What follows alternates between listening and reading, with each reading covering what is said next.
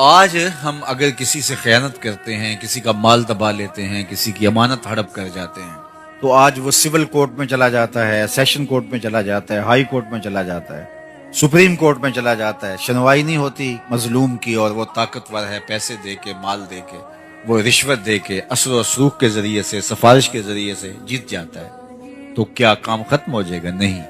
اللہ نے ایک عدالت رکھی ہوئی ہے جو سب سے آخر میں لگے گی، وہاں ایک ایک چیز کا فیصلہ ہونا ہے، وہاں ترازو کے دونوں پرڑے صحیح صحیح تولتے ہیں،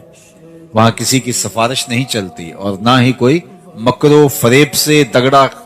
وکیل کر کے اس کے ذریعے سے وہ دھوکہ کر سکتا ہے، وہ دن آنے والا ہے۔ اور اس وقت سکہ رائج الوقت کیا ہوگا؟ آج تو کسی کا کوئی ہم حق مار لیں تو پیسے دے کے جان چھڑا لیتے ہیں، قیامت کے دن تو پیسہ کسی کے پاس نہیں ہوگا، سارے پیسے یہاں چھوڑ جائیں گے، قیامت کے دن ساری زمینیں دولتیں یہاں چھوڑ جائیں گے، خزانے مال مویشی سب یہاں چھوڑ جائیں گے، وہاں تو کچھ بھی نہیں ہوگا ہمارے ہاتھ میں۔ کیا ہوگا؟ وہاں سکہ رائج الوقت اعمال ہوں گے۔ اگر کسی نے کسی کا حق غصب کیا ہوگا تو اس کے بدلے کے اندر چھٹنے کے لیے اس کو اپنے عمل دینے پڑیں گے،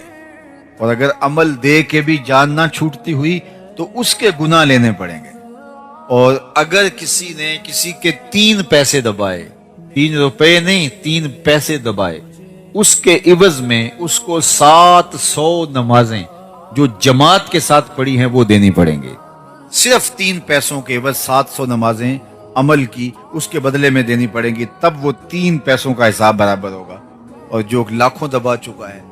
میں تو حساب کر رہا تھا ایک دن کہ اگر 2-3 ہزار روپے بھی اگر کسی نے دبا لیے تو ساری زندگی کے عمل، نمازیں، حج، عمرے سب کو چلا جائے گا۔ تو